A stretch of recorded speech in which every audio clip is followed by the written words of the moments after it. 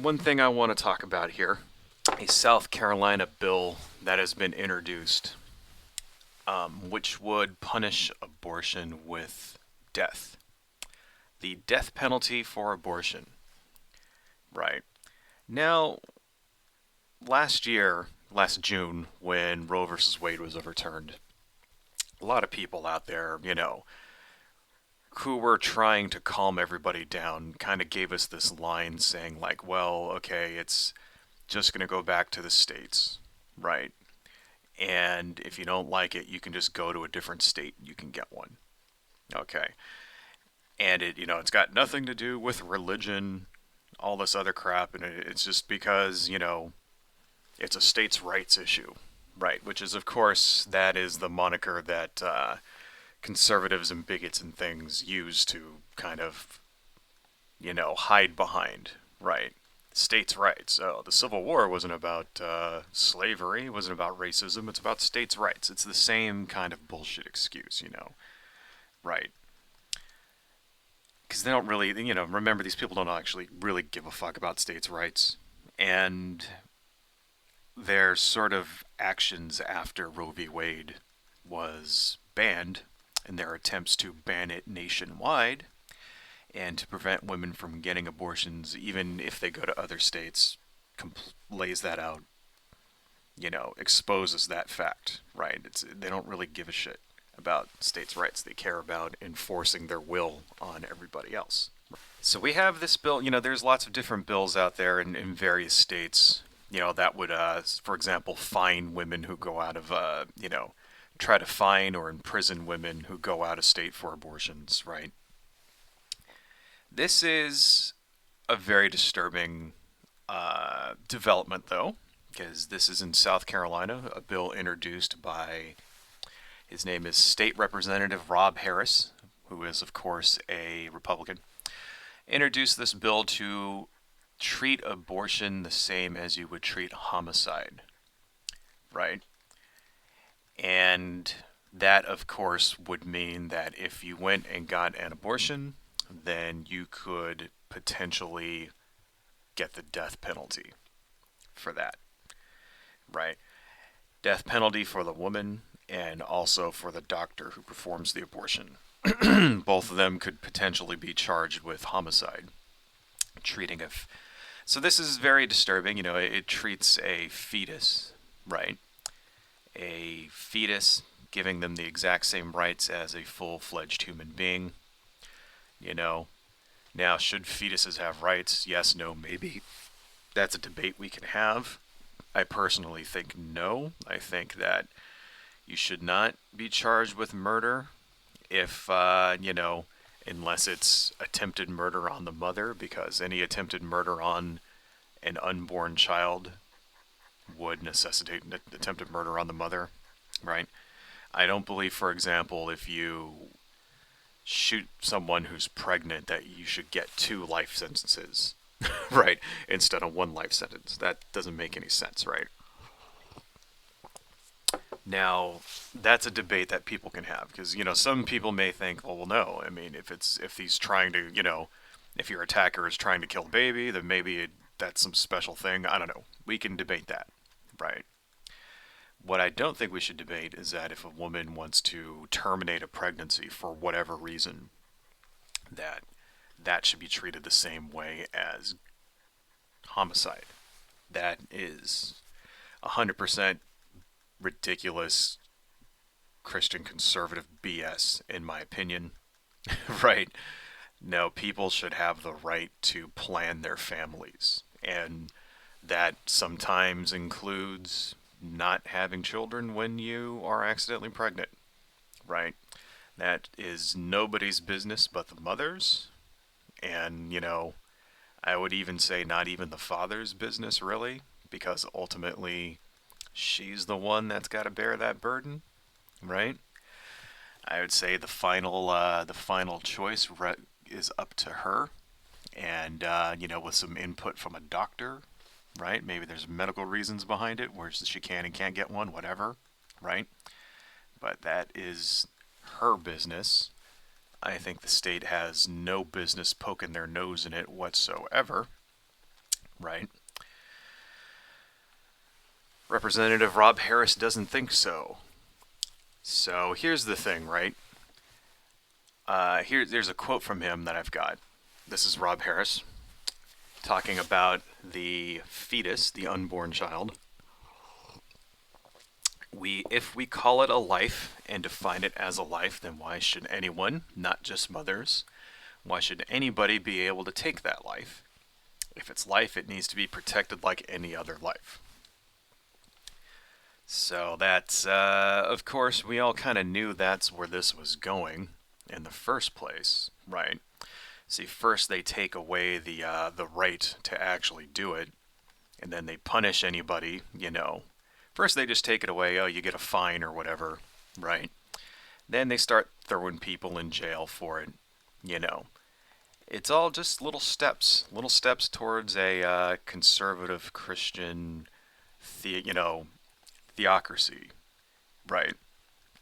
And that's what these people want. They want to encode their religion as secular law.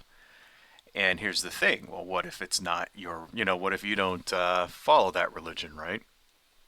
Too bad for you. So here's the thing about this, folks. Abortion is already illegal in South Carolina. They were one of 13 states so far to criminalize abortion after Roe v. Wade was overturned last year, right? So currently, if you get an abortion in South Carolina, you get a $1,000 fine and up to 2 years in prison. That's for the mother, that's for the doctor that performs the abortion. So you can already go to jail for doing it. But that's not good enough, right? Christians there, conservative Christians, that's not good enough for them. Just going to prison, right, for doing some shit that was completely 100% legal 2 years ago and is still 100% legal in the majority of states in this country, right? Barely. Just for doing that, you can go to prison. They actually want to have you, thrown in a gas chamber for that, right? Whereas if you just move 2 states over, completely fine. That's the kind of country that the conservative Christian moral majority is trying to create. So, like I said, South Carolina was one of 13 states which has already banned abortion completely, 100% ban. Those other states, which it is 100% banned, are Alabama, Arkansas, Idaho, Kentucky, Louisiana, Michigan, Missouri, Oklahoma, South Dakota, Tennessee, Texas, and Wyoming. Something you'll notice there, those are all red states. It almost looks like the 2016 presidential map there, if you plot all those states out. Those are the reliable red states, In 4 more states, there are gestational age bans. So what does that mean? That means you can get one up until a certain time, right? So in Arizona, there's a ban after 15 weeks, right? So what is that? Roughly 4 months, right? Florida, 15 weeks. Georgia, 6 weeks. Utah, 18 weeks. So the Georgia ban is particularly troublesome because 6 weeks is not a lot of time. That's only a month and a half, right? Sometimes, women just naturally, their cycles may get disrupted for whatever reason. They may not have their menstruation cycle for, it may skip a month, something that happens all the time, right? And so since it's like banned after 6 weeks, a lot of women will not even know they're pregnant until the 6 weeks allotted time is already over with. That is, of course, by design. It's so that they can say, see, it's legal, you just have to act fast. It's bullshit, folks. It's basically because they want to ban it. They're just too chicken shit to ban it all the way.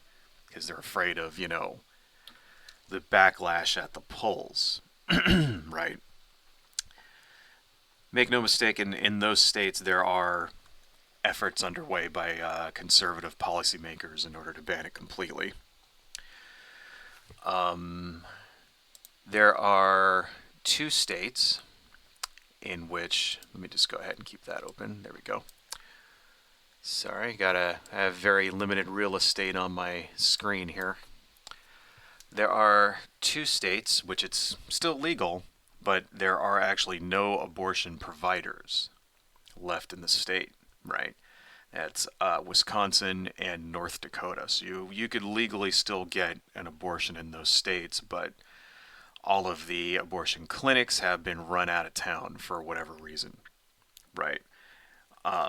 Mainly because of, usually it has to do with laws that are unrealistic, that are designed to sort of give soft bans. So in states like that, like Wisconsin and North Dakota, there's not enough political will, right? Like the Republicans don't have a complete stranglehold just yet, so they can't just ban it straight out. So instead, they do these sort of ridiculous sort of over regulations that prevent anybody from actually opening an abortion clinic. Things like requiring a full time anesthesiologist on staff, and you know and requiring a surgeon and all this other crap, like things that you don't need most of the time, if ever, for abortions. You know what I mean? Like saying that it has to be this big and it has to have this many people and that they have to be equipped for full, like all this other procedures that they'll never actually do, stuff like that. And it can't be it can't be within X amount of feet from a church and all this other shit. And it basically, laws that basically make it impossible to actually open and operate an abortion clinic, right? Or a clinic that that provides abortions, right? So yeah, so the women that live in those states are shit out of luck too, right? Three states have GOP policymakers which are attempting to get it banned, which have not been successful as of yet. That's Iowa, Montana, and Nebraska. Those three states, they've tried to do bans, and the bans have been overturned, or they have been voted down or blocked in the courts. So combine those all together, that's 24 states. 24 states in the United States which have banned or straight out banned or have put deep restrictions or are trying to ban abortion, right? This is what the conservative Christian moral majority, this is what they want. They want a country which is deeply divided, right? Where people can be thrown in jail for not following the tenets of their religion, because that's what it is. This is their religion. The reason they're doing it is for religious reasons, right? Even when they tell you they're not, it's bullshit. That's what they are. They're doing it for religious reasons, and they're going to enforce their religious morality on everybody else, right? Which is a direct,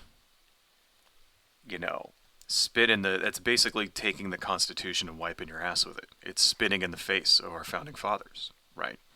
Because the whole point of the United States is that you are allowed to believe whatever you want. And if you believe that, fetuses have the same rights as human beings, which they don't, which no culture on earth believes that. Even the ancient Israelites didn't believe that, right? There are passages in the Bible which support causing women to miscarry. For example, if they're suggested, if it's suggested that if a woman cheats on you, then you're supposed to give her a potion that will cause her to miscarry. Right? That's actually in the Bible, right? The Bible supports abortion. But they if you don't believe in their religion, then too bad. They want to turn it into a theocracy, right?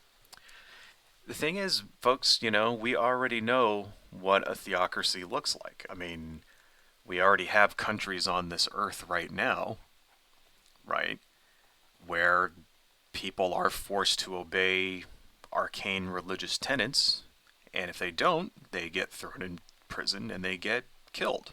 You know, Iran, for example. If you look at Iran, like we said last time, right?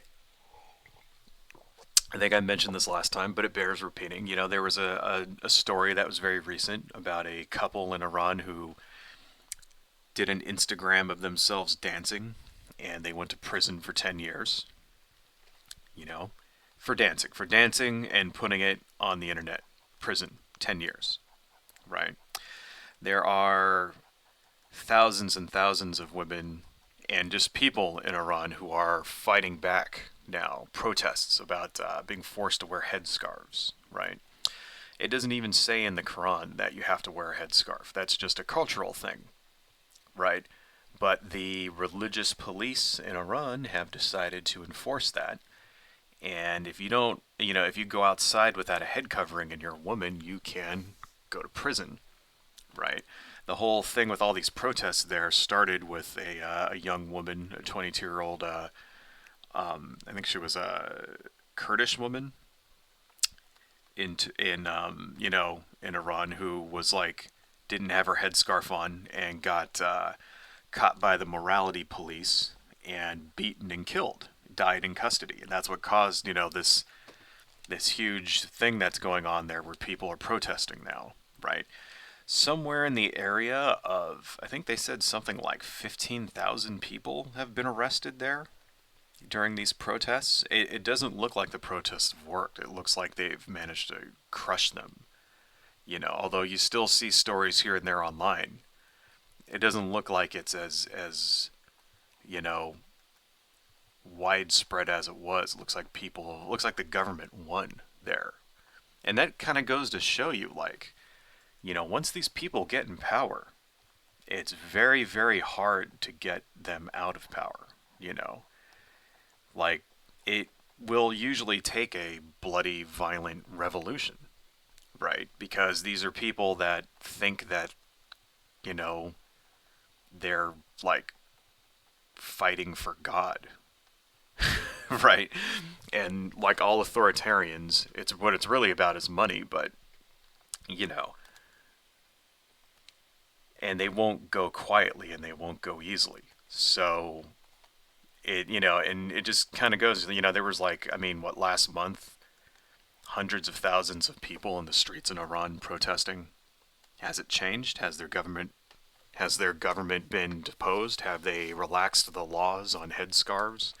Are they letting all those people out of prison? No, they just cracked down on it, and now it's like, starting to kind of dry up, and the authoritarians won. This is why it's like, very, very important not to let them take control in the first place, because you'll never get them out, right? Not without a lot of pain and suffering, and, people basically being killed, right? And this is all for shit that, here's the thing, right? If you're a religious person, you can just live that way yourself. Nobody's stopping you, you know? If you're a devout Christian or whatever, right? Then you can just not get abortions. Problem solved, right? I mean, one of the tenets of Christianity is the fact that not everybody is going to heaven. That's one of the things that it's one of the central tenets of that religion, right? That, some people are the elite, they're going to heaven, other people are going to hell, right? So, if you really truly believed in it, why would you try to enforce your laws on everybody else? What, you're trying to help them to go to heaven? Like, if you really, really thought about it, since if you really believed that there is a God, if you really thought God was real, then and that he knows everything, right? Then he would know who's supposed to go to heaven and who's supposed to go to hell, right? And he would know that even before those people were born, Isn't that not true? I mean, he's supposed to be omnipotent, right? He's supposed to know everything, right? So then it stands to reason that he's already determined who's going to heaven and hell. If you actually believed it, if you actually believed this shit was true, which I don't, because it doesn't make any sense to me. But just saying, if you actually did believe in an invisible, omnipotent God, right, who knows everything and has no limits, then you must believe then that he knows who is going to spend eternity with him in the clouds playing on harps and eating parfaits and, you know, stuff like that. And who's going to go down deep into the burning closet where they're going to be tortured by demons for eternity. He knows all of this, right? And then you must admit then that he knew this before these people were born, and he allowed those people to be born in the first place, knowing that they would eventually end up in hell to burn and scream and cry forever, right?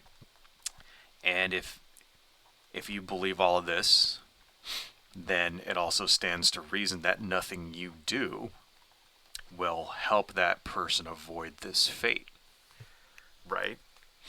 Because it's predetermined. Is it not predetermined? Can you change, what God has already decreed, right? He knows which one where everybody's gonna go. Does he not know? Can he change it or can you not change it? Because if you can change it, then that means he doesn't know. So, and not just because they'll try to fake you out. Christians, they'll try to fake you out and say shit like, "Well, there's a possibility. He knows the possibilities." No, no, no, no, no. All right, there is one end result. Okay, don't get me into this like multiple universes shit or whatever. There is one end result, right? Either this happens or that happens. Which one is it, right? So which one is it? Is God? Does he know, and he's omnipotent and cruel, or does he not know and he's not omnipotent? Right? Can you or can you not change somebody's predetermined fate? Yes or no? Right?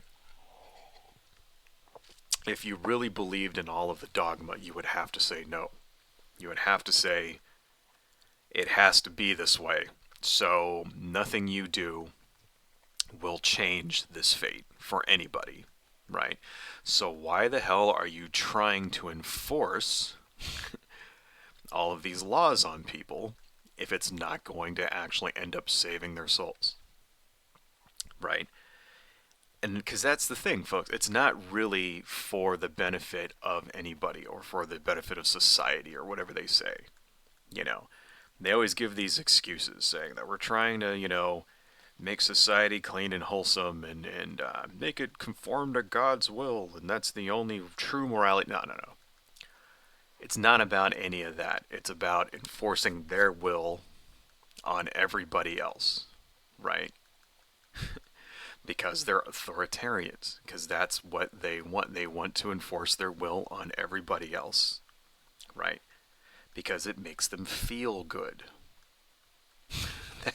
That's what this all is about. That's what, excuse me, folks. That's what theocracy ultimately all comes down to, right? Is making people feel good at the expense of others. Right? Conceivably, if it doesn't hurt anybody and it doesn't hurt you, right? Then what the hell is the problem? Right? Premarital sex doesn't hurt you, doesn't hurt anybody else, right? Why are these people so fucking against it? Right? Why are these people trying to make laws and shit, trying to ban premarital? Don't think they weren't. They aren't. They are. Okay? They would in a nanosecond. If they were in control, like right now in Iran, it's illegal to have sex before marriage, even though people do it anyway. It's illegal. If you get caught, the morality police will throw you in jail for that, right? Like in that country, adultery. Imagine if we like criminalized adultery. That's what it actually says in the Bible, right? Adulterers should be stoned. Imagine if we did that. Imagine how many conservatives and Republicans would end up on the wrong side of those heavy ass rocks. I mean, How many wives has Donald Trump had? 3? 4, I think, right? Newt Gingrich was married 4 times. Newt Gingrich, he divorced his wife, one of his wives, for his current wife while she like had cancer. Like he went to his wife was dying of cancer in the hospital and he divorced her. Right? This is the fucking moral majority, the Christian conservatives for you. Okay? Like, seriously. And we're supposed to take, these fucking assholes as the final arbitrators of what's right and wrong. It's absolutely ridiculous. So when you hear shit like this, remember, it's not there to protect anybody. They don't care about the little baby fetuses, right? They don't care about protecting the family unit in the home, and, the family is the... Because you always hear this stupid shit from them, the family is the basic unit of this country, and if we don't take care of that, we're... No, no, no. They don't give a fuck about any of that at all. They care about one thing and one thing only: control, right? And they will throw women in the electric chair if they have to. And keep in mind, if it happens to them, if their daughter gets pregnant, right, she'll be on the first plane to San Francisco. Right? Don't think that won't happen, because it will. Okay. It'll be easy for them, for people of means to get abortions. Right. They just want to restrict it for everybody else. Such fucking bullshit, folks. Hello, folks. If you like what I do and you want to support the channel, please consider buying something from my Etsy shop, supporting me on Patreon, liking and subscribing, and checking me out across my social media links listed below. Thank you all so much, and see you next time.